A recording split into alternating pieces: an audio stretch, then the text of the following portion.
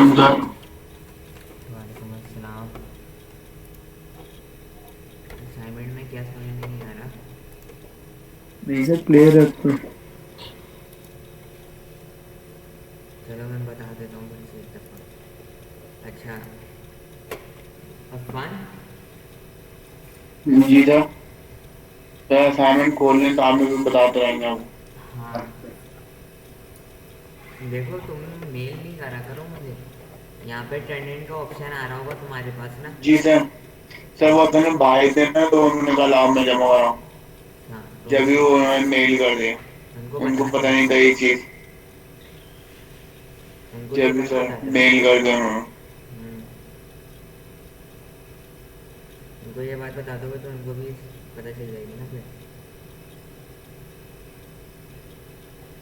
सही है। देख, अच्छा जो पिक्चर सेंड करोगे ना, वो लूज पेजेस पे करना है, A4 साइज के जो आते हैं ना नॉर्मल उस पर।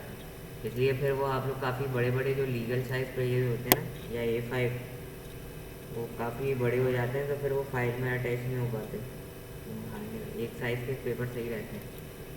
और बैकग्राउंड को क्रॉप कर देना, इसलिए कैम स्कैनर में आता है ऑप्शन, या अगर तुम ऑनलाइन भी किसी सॉफ्टवेयर से कर रहे हो तो उसमें भी ऑप्शन आता है। ये सिर्फ असाइनमेंट के अच्छा लिए सर, ये नहीं है। बैकग्राउंड ड्रॉप करने की मुझे कुछ नहीं। ये आपने क्या कहा बैकग्राउंड ड्रॉप करने? ये कैसे होगा?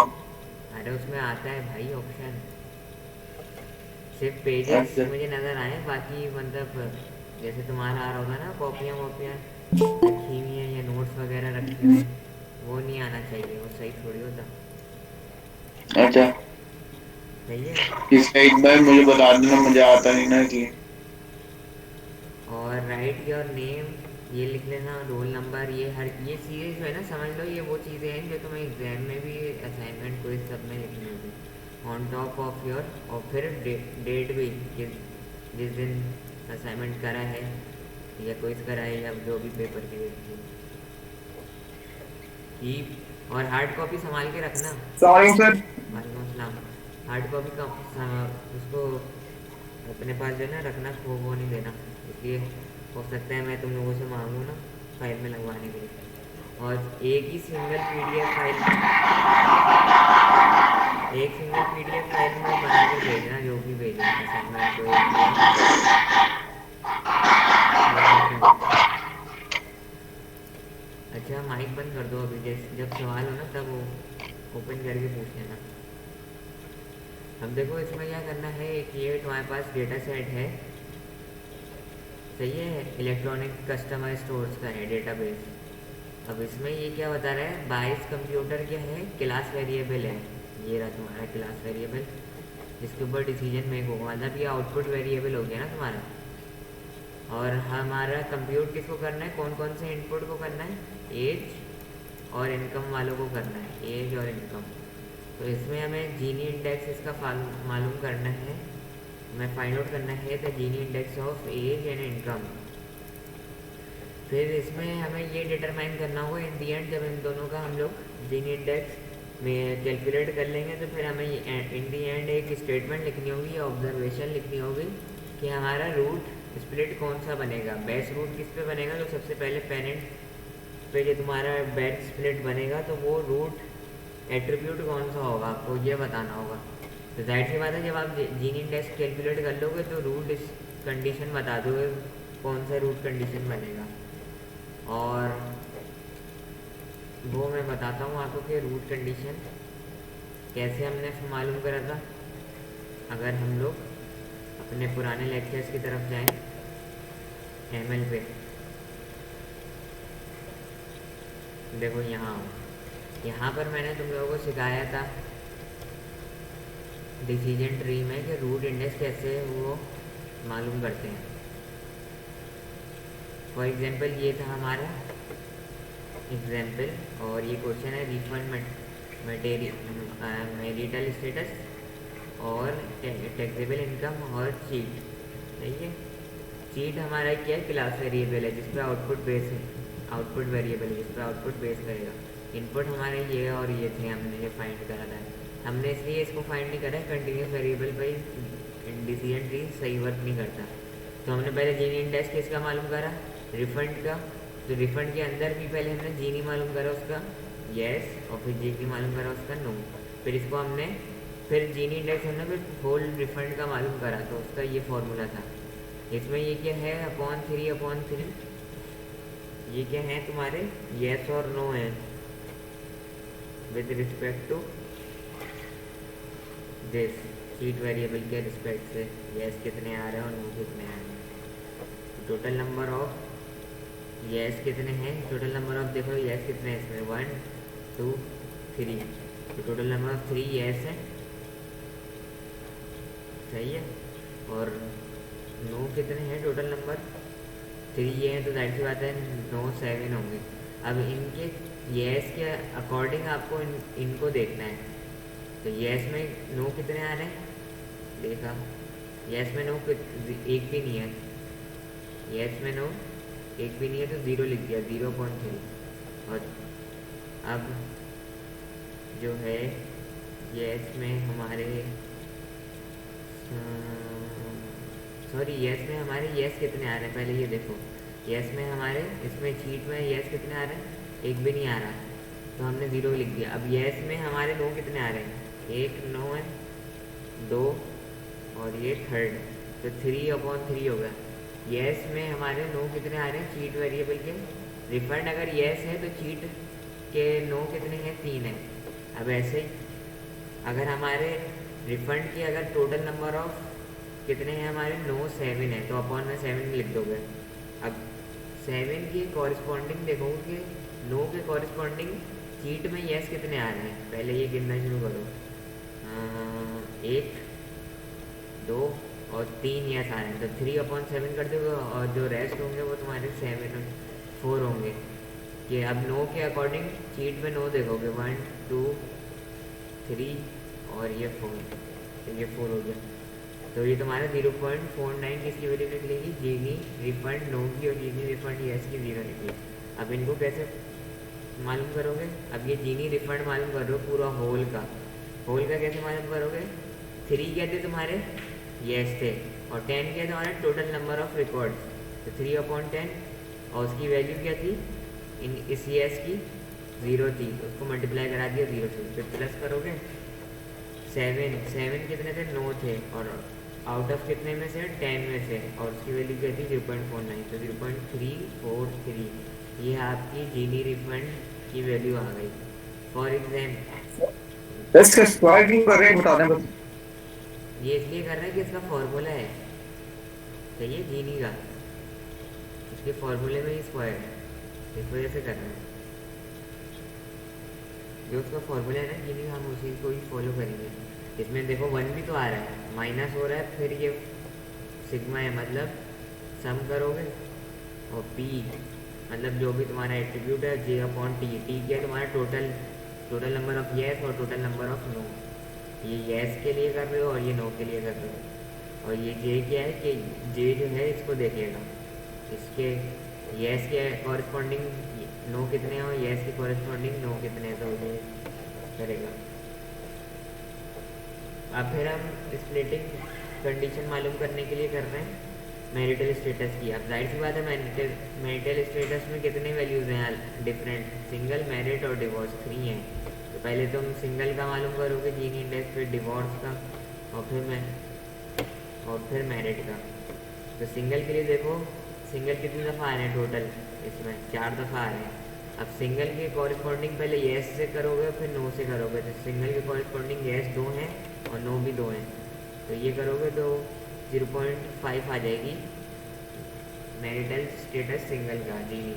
तो मैरिटल स्टेटस तुम इसी तरीके से इसका निकालोगे, मैरिड का निकालोगे, तो मैरिड कितने हैं टोटल 4 हैं वो भी, लेकिन मैरिड में नो कितने हैं, मैरिड में येस देखो कितने आ रहे हैं जो चीट करने वाले हैं, मैरिड के अंदर येस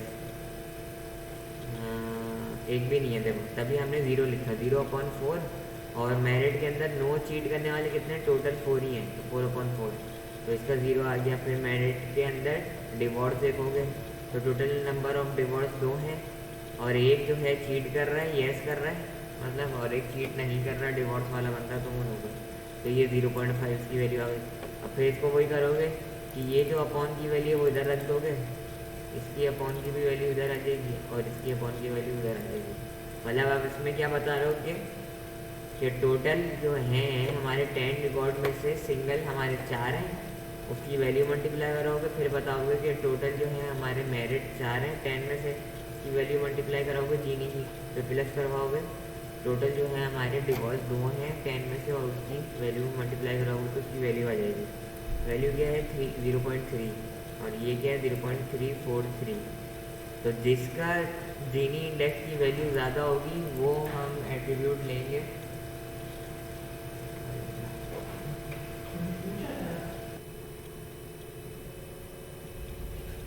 सही है, इसमें आई बात समझ में यहाँ तक? एक मिनट होल्ड करना। हाँ सर आपने ये बात आ गई आ रही है।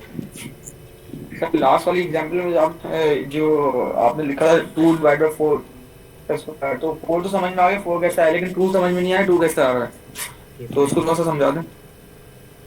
किधर? सही आपने लिखा हुआ है ना 2 डिवाइड बाय 4 का स्क्वायर 1 माइनस 2 डिवाइड बाय 4 का स्क्वायर, तो 4 तो समझ में आ गया, हाँ इससे सिंगल 4 दफा आया हुआ है, सही है, लेकिन 2 कैसे आ रहा है ये समझ में नहीं आ रहा। अब सिंगल के कॉरस्पॉन्डिंग देखो ना, चीट कितने कर रहे हैं, नो के लिखोगे फिर यस के लिखोगे। सिंगल के कॉरस्पॉन्डिंग चीट कितने कर रहे हैं, नो का देखो पहले एक, या यस देख लो पहले, यस देख रहा हूँ मैं, कितने कर रहे हैं सिंगल, एक यस कर रहा है, 2 यस कर रहे हैं, 2 हो गए। सिंगल के कॉरस्पॉन्डिंग नो देखो कितने कर रहे हैं, 1 नो कर एक रहे दफा यस कर रहा है एक दफा नो कर रहा है, हैं। हाँ बस 2 ही हैं। 2 हो गए। अच्छा अब इसके अगर नीचे आएंगे तो 4 0 डिवाइड बाय 4 है, तो मेरिट पे देखने आप, मेरिट पे नो नो है तो उसका मतलब 0 आ जाएगा, है ना। मेरिट तो चीट अगर 0 जो कर रहे हैं लेकिन merit cheat no sir merit पे अगर हम रिपॉइंट देखें तो नो आ रहा है, और भाई नो यस है ये मेरिट है और चीट सही। कितने कर रहे हैं, यस को देखना है, ये नंबर ऑफ यस कितने हैं इसमें, मेरिट नंबर ऑफ यस कोई भी नहीं है, तो 0 लिखा है ना ठीक यहाँ है। पे। अच्छा ये क्या सिर्फ नंबर है, ऑफ यस लिखने हैं। हाँ ये क्या है, मेरिट है। नंबर ऑफ नो कितने हैं इसमें, 4 हैं, यहाँ पे नो सही है। लिखोगे। अगर पहले यहाँ से तुम नो स्टार्ट कर रहे हो ना तो फिर नो पहले लिखना और फिर बाद में यस लिखना, लेकिन इसमें मैंने क्या लिखा हुआ है, पहले मैं यस से स्टार्ट कर रहा हूँ, तो पहले यहाँ यस आएगा सही है। फिर नो, हाँ, यस फिर नो आएगा। यस, फिर ये तो वो अच्छा। वाले हैं तुम्हारे टोटल नंबर, सर ये तो ये आ गया। पूरे टेबल को देखते हुए हम कर रहे हैं ना ये। हाँ फिर यहाँ पर क्या आ गया, यस की लाइन चल रही है और ये पूरी नो की लाइन है, पहले पहले यस है फिर सही no, yes no yes no.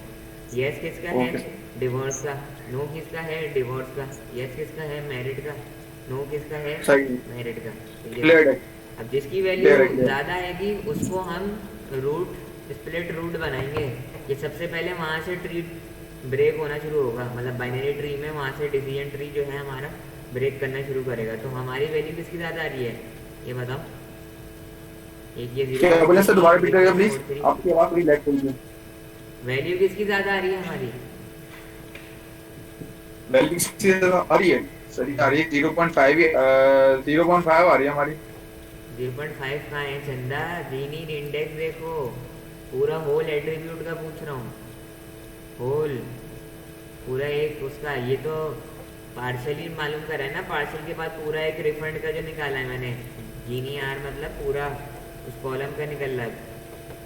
ऐसे ही जीनी एम मतलब मैरिटल स्टेटस का जो निकल रहा है 0.3 है। अब कौन सी ज़्यादा है इन दोनों में से, हाँ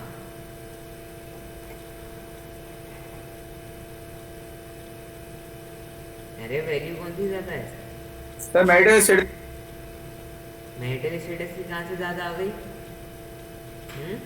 तो 0.5 है, ऊपर वाले में 0.49 है। अरे मैं कह पॉइंट रहा में हूँ कि ये पूरा देखना है चंदा, ये पूरा होल कॉलम देखनी है। अभी तो हमने इसको ब्रेक करके डिवाइड करा हुआ था ना, मैरिटल को पहले सिंगल की वैल्यू मालूम कर, ये सिंगल जीनी की है, ये सिंगल किसकी है, मैरिटल स्टेटस की निकली है, ये किसकी निकली है, डिवोर्स अच्छा की। अगर कॉलम में आप बोल रहे हो सबसे ज्यादा वैल्यू जो है डिवोर्स की है 220 के, हमने इसको प्लस करा तो पूरे मैरिटल स्टेटस की एक वैल्यू निकल ली है ना, इस पूरे मैंडेटरी स्टेटस की क्या वैल्यू निकली है? 0.3। ऐसे ही हमने इसको येस और नो को डिवाइड करा था तो 0.49 आ रही थी। फिर हमने इसको हाँ प्लस करके अब पूरे इसका होल ये होल रिफंड की है कॉलम की वैल्यू मालूम करी है तो 0.43 434 हाँ 0.343 आ रही है। किसकी ज़्यादा जी है? जी कौन से कॉलम की ज़्यादा आ रही है? 0.343 कॉलम का नाम बता दो, ये पूछ रहा हूँ। रिफंड। हाँ तो रिफंड की आ रही है ना, तो हम ऑब्जर्वेशन में लिखेंगे the split attribute is refund at its Gini value is high. क्यों हाई है? दैट इज 0.343 या 342 लिख दो। इट हैज, अच्छा ये क्यों? सही। जिस अच्छा जिस एक एक एट्रीब्यूट की सवाल में ज़्यादा और सर, वैल्यू आएगी ना, सबका इसका इंडिविजुअल मतलब है करने कि के वो बाद प्लस भी होमोजेनस करना है नहीं है। होमोजेनस मतलब कि उसमें ज़्यादा इम्प्योरिटी है, उसमें सिमिलैरिटीज़ कम है। तभी जीन इंडेक्स यही फाइंड करने के लिए बना है कि जिसमें सिमिलैरिटीज़ कम होंगी या डिससिमिलैरिटीज़ ज़्यादा होंगी या इम्प्योरिटीज़ ज़्यादा होंगी या नॉन होमोजेनस जो एट्रीब्यूट होगा वो सबसे पहले रूट कंडीशन बनेगा आपका इस ट्री, इस डेटा सेट को तोड़ने में, ट्री में। तो फिर वो बताएगा, देखो अब ये बता रहा है रिफंड सबसे पहले रूट बन गया। ये जो है ना ब्लू से जो येस और नो आ रहा है, ये किसकी वेरिएबल है? वो चीट वेरिएबल है, ये आउटपुट तुम्हारा। और येस और नो किया है, ये रिफंड का है, येस नो, ये वाले जो लाइंस में आ रहा है ना एजेस में। फिर मैरिटल, फिर दूसरा, फिर जाकर फिर से जब तुम जीन इंडेक्स मालूम करोगे तो फिर किसका बनेगा? मैरिटल स्टेटस की वैल्यू बनेगी। फिर उसके बाद टैक्सेबल इनकम की बनेगी। तो अब ये ऐसे ही, तो मैं आप यहाँ से देख के बता सकते हो, अगर कोई भी हम अगर डेटा लें, फॉर एग्जांपल हमने ये वाला टेस्ट डेटा लिया, सर एक चीज बताएगा मुझे कि फॉर अगर हम एग्जांपल हमने ये इंडिविजुअल वाला पहले डेटा हमने कर लिया। लिया यस और नो का शीट और उसका ना, तो उसके बाद हम जो जितने भी एट्रीब्यूट्स हैं, सिंगल है, डिवोर्स है, उसकी सारी वैल्यूज को प्लस करेंगे, फिर एक एट्रीब्यूट कहाँ से निकलेगा? है ना, यही तो कर रहा हूँ मैं सर। बस मतलब टोटल एक एट्रीब्यूट कहाँ से निकल गया, फिर कंपेयर करेंगे जिस एट्रीब्यूट की ज्यादा वैल्यू होगी वो हाँ। उसको ऑब्जर्वेशन में लिखेंगे ना। बस ये पूछा था मैंने, ये ड्रॉ करने को थोड़ी बोला है कि ये बनाओ, ये पूछा है इस तरीके से करनी होगी कैलकुलेशन। बस ये फॉर्मूला अप्लाई करके आंसर निकालना, ये बताना ऑब्जर्वेशन। इसमें तुम्हें किस किस का मालूम करने को बोला है मैंने? एज और इनकम का करने को कहा है। तो एज मालूम की करोगे, जीनी और इनकम, इन दोनों में से किसी एक की ज़्यादा आ रही होगी वो बता दोगे ऑब्जर्वेशन में लिखकर। दूसरा सवाल क्या पूछा है? The using the above table, यही जो टेबल है, identify the attribute types with proper justification. तो वो सर वो आ जाएगी ना ऑब्जर्वेशन। नहीं यार, ऑब्जर्वेशन ये रही इसमें ही लिखनी है ना, इस सवाल में, अलग सवाल में क्यों दूँ? इसमें मैं ये पूछ रहा हूँ, ये जो एट्रीब्यूट्स हैं ना तुम्हारे, ये जितने कॉलम्स हैं, सही है, इसकी वो पूछ रहा हूँ कि टाइप क्या है? जो डेटा साइंस में टाइप्स यूज़ होती है ना, और मैंने ये लेक्चर में पढ़ाई हुई है कौन कौन सी होती हैं।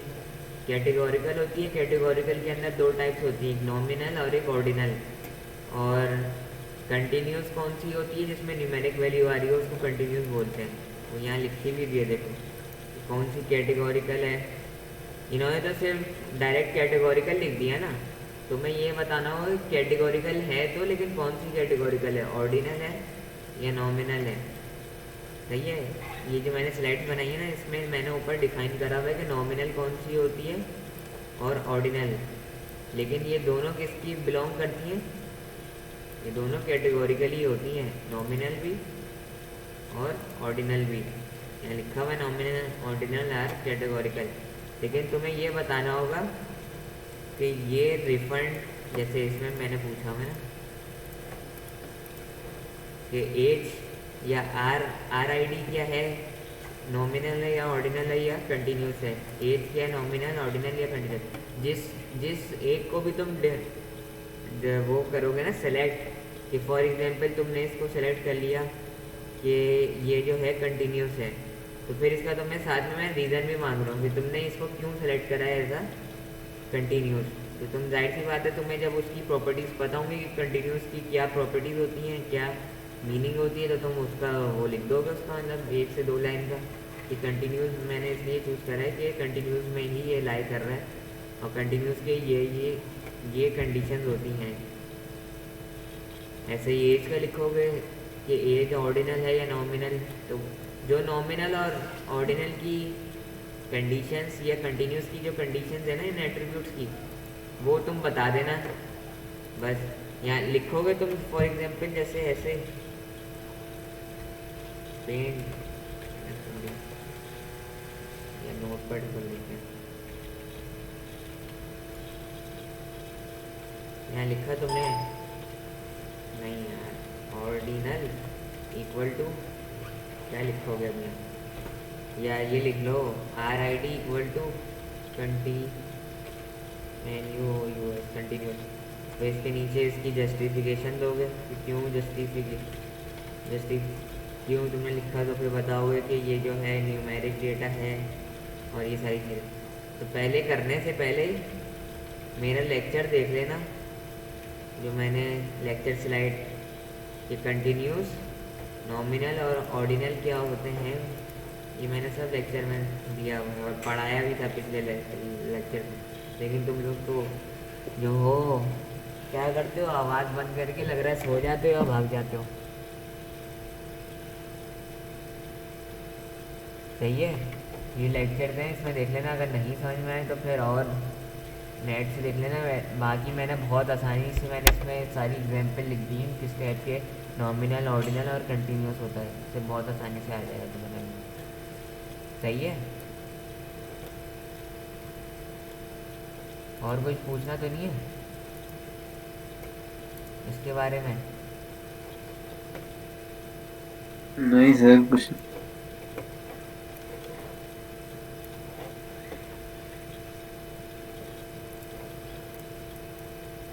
बस ये है कि असाइनमेंट सेंड करो। कुछ तो मैंने काफ़ी, कितने ले लिए तुम लोग? 4 ले लिए ना? मेरे ख्याल से सर 3 हुए थे या 4, चौथा एक मिनट पहला। अफवान तुम भी बता दो कुछ। जी अफवान को बोल रहा हूँ और तुम्हें नहीं पता चल रहा तो अफवान जी को। जी सर। कितने क्विज हुए बताओ? सर मुझे याद नहीं, देख रहा हूँ। 3 हुए। सर एक रहता है खैर सर, एक 3 हुए। बस जी 3 ना, 4 काफ़ी होने हैं। चाहिए थे ना। जी सर ऑलमोस्ट 3 हुए थे। बस 3 काफ़ी हैं। सर मुझे लास्ट कुछ से एक सवाल था। क्या? सर मुझे लास्ट कुछ में एक क्वेश्चन था जिसमें टेबल बनवाई थी, उसके लिहाज से सर। सर लास्ट वो में जो टेबल बनाना वो प्रॉब्लम थी मेरे लिए, टेबल मैं कौन सा टेबल नहीं बनाना? बना पा रहा था। कौन सा टेबल? तो मैं टेबल बना के सॉल्व करने कौन सा वाला क्वेश्चन? असाइनमेंट का? जी सर। टेबल तो बनाना ही नहीं है यार, मैंने पूरी बात ख़त्म कर दी, तुम कह रहे हो टेबल बनाना है।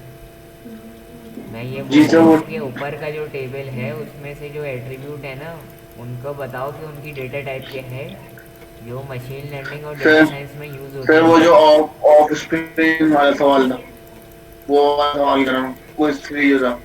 Of spring? जी सर क्विज 3 के बारे में बात कर रहा हूँ। ऑफ स्प्रिंग जो था सवाल, वो वाले क्विज के बारे में बात कर रहा हूँ।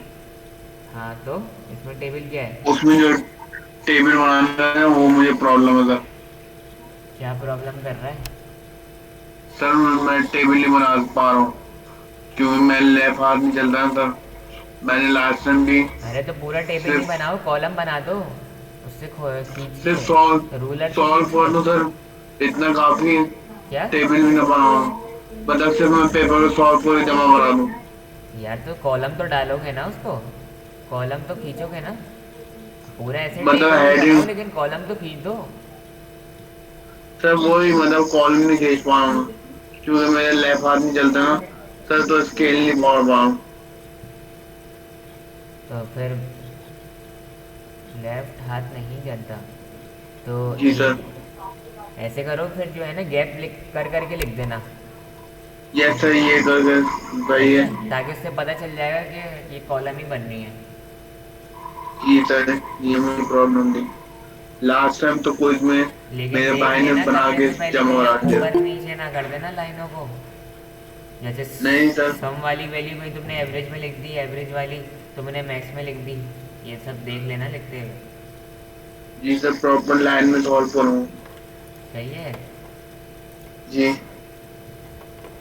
बस या तो सर ऐसा हो कि प्रॉपर टेबल बना हुआ मिल जाए, उसमें वॉल वॉल टेबल लिख दूं मैं, सब वैल्यूज लिख के सॉल्व कर दूं। पेपर में ऐसे थोड़ी आएगा।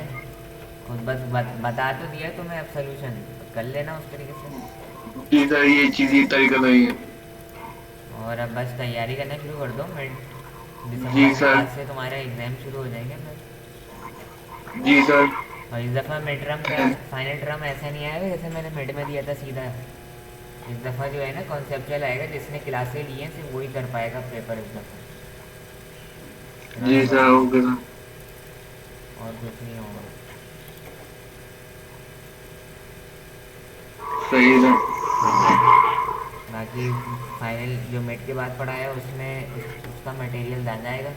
जो मिड का है वो मिड का मैं बता दूंगा कि कौन कौन से टॉपिक्स को आप ज़्यादा फोकस करो। बाकी कुछ मिड के जो हैं टॉपिक कटवा दूंगा जो आ गए थे पेपर में, इसलिए जाहिर सी बात है वो मेरे पूछ लिए थे, फिर से देने के लिए। फाइनल में ज़्यादा है, फाइनल की ज़्यादा चीज़ें हैं वो पूछूँगा। अच्छा, नेक्स्ट क्लास जो अब हमारी इंशाल्लाह होगी वो है हमारी वेडनेसडे को। वेडनेसडे को याद रखना कि अब हम लोग आखिरी लेक्चर पढ़ने जा रहे हैं, आर्टिफिशियल न्यूरल नेटवर्क पढ़ेंगे। अगर कुछ पढ़ना हो तुम लोगों को अपनी तरफ से तो देख कर आ जाना। सही है। ये पढ़कर आना, अगली क्लास में मैं ज़रा तुम लोगों से पूछूंगा कि तुम लोगों ने क्या पढ़ा, क्या समझ आया आर्टिफिशियल न्यूरल नेटवर्क के बारे में। मतलब सर नेक्स्ट क्लास तो अगले महीने होगी ना? हाँ, कहीं से भी पढ़ लेना। फिर मतलब मैं फिर लेक्चर शुरू करूँगा उसी के ऊपर ही। मुझे देखना है कि तुम लोगों ने क्या पढ़ा, क्या समझा, ताकि मैं तुम लोगों की अंडरस्टैंडिंग देखूँ। फिर मैं जो हूँ फिर पूछ तीन जहाँ पर हो रही होगी अप्स एंड डाउन, फिर मैं अपना जो है लेक्चर बताऊँगा, डिलीवर करूँगा, और फिर उसमें जो भी मिस्टेक्स हो रही होंगी मैं तुम लोगों को क्लियर कर दूँगा। याद रखो, जी सर। 8 तारीख करीब आ रही है प्रोजेक्ट सबमिशन की। एक दिन भी आगे नहीं जी करने सर। दूंगा, 0 लगा दूंगा उसमें लैब वाले में। इतना बता रहा हूँ, इसलिए 1 महीने पहले से दिया हुआ है मैंने, याद रखना ये। और सर लैब कब आएगा? वो सब अगर सबमिशन कराओगे नहीं तो मुझे प्रोजेक्ट तो मैं पूरा 0 दूंगा, ये याद रखना बस। ओ सर। 15 नंबर का या 20 नंबर, 15 नंबर का होगा वो। समझ लो तुम्हारी जीपीए गिरेगी अगर 15 नंबर नहीं दिए ना तुम लोगों ने। सही है। और कुछ पूछना है? मैं हर क्लास में बोलता हूँ कि वो प्रोजेक्ट पे काम करो, और कोर्स प्रोजेक्ट जो है ना आपको सबमिट कराना है। सही बाकी तो है। अभी काफ़ी टाइम है, घर पर बैठे हुए हो आप लोग। अब तो आपको यहाँ पे भी आने का टाइम नहीं मिलता, मतलब काफ़ी जी बिजी सर। हो अब। ट्रैवलिंग में एक ऐसी चीज पड़ता पूछनी रहता है, थी। उसको यूटिलाइज करो अब अपने टाइम को। हाँ पूछो। सर 8 से पहले जमा कर सकते हैं क्या? मतलब 5 या जिसको इस हाँ, वो तारीख तो को। डेडलाइन है ना, जैसे बिल जमा कराने जाते हो तुम, जी जी बिल जी। तो वही है। 8 से आगे नहीं।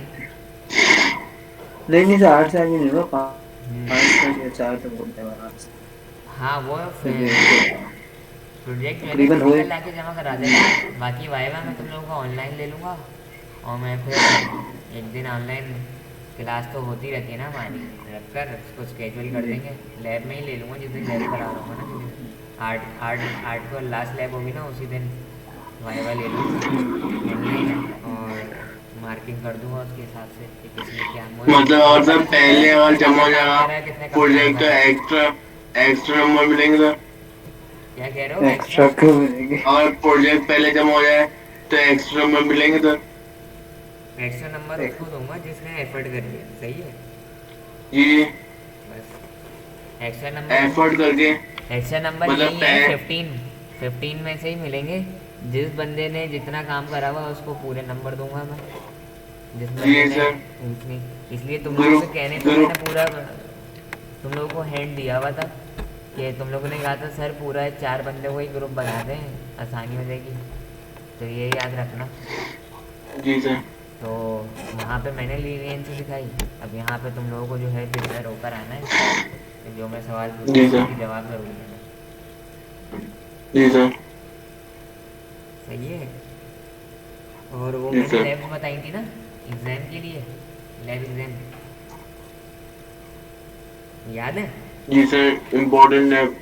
हाँ वो देखो ना, उधर जाओ, ऊपर ऊपर ऊपर ऊपर। और सर लैब एग्जाम कब होएगा? वो यार ये जो ऑनलाइन ही लैब रख, ऑनलाइन ही रख लूँगा मैं। 15।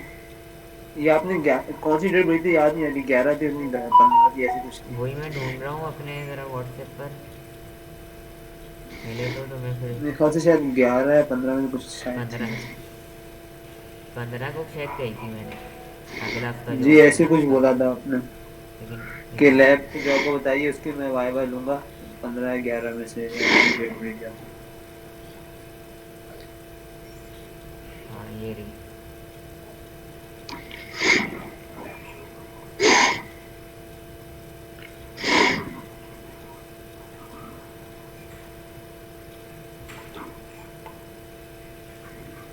तो ये 5 6 8 9 11 और 12 में से आएंगी लैब। और इनको हाथ के हाथ ठीक है सर। बनाना शुरू कर दो, इसलिए तुम लोगों को ये लैब फाइलें भी तो जमा करानी होंगी। और जिस दिन लैब एग्ज़ाम होगा ना, लैब एग्ज़ाम 15 को है, देखो डिफाइन करा हुआ है मैंने, 15 को ट्यूसडे को। तो उस दिन आपके सारे मैनुअल मेरे पास होने चाहिए, फिज़िकल मैनुअल और लैब टास्क फाइल। मैनुअल तो खैर आप लोग एक ही प्रिंट कराओगे, लेकिन लैब टास्क फाइल क्या होगा, सबके अपने ही फाइलों में बनी हुई होनी चाहिए। तो ये, और जी सही समझ गए। इसी दिन जो है तुम लोगों का उसका भी वाइवा हो जाएगा, इसका लैब प्रोजेक्ट का, और इसी दिन एग्ज़ाम भी हो जाएगा। तो इसलिए फिर इसके फ़ौरन बाद जो है ना तुम लोगों के लैब एग्ज़ाम शुरू हो जाएंगे। सही है, कुछ और पूछना है? क्लास ऑफ कर देता हूँ, कोई सवाल नहीं है। ये है जी सर रिकॉर्डिंग, अभी तो इसको नहीं देखनी है। हो ये देख लेना, मैंने अपलोड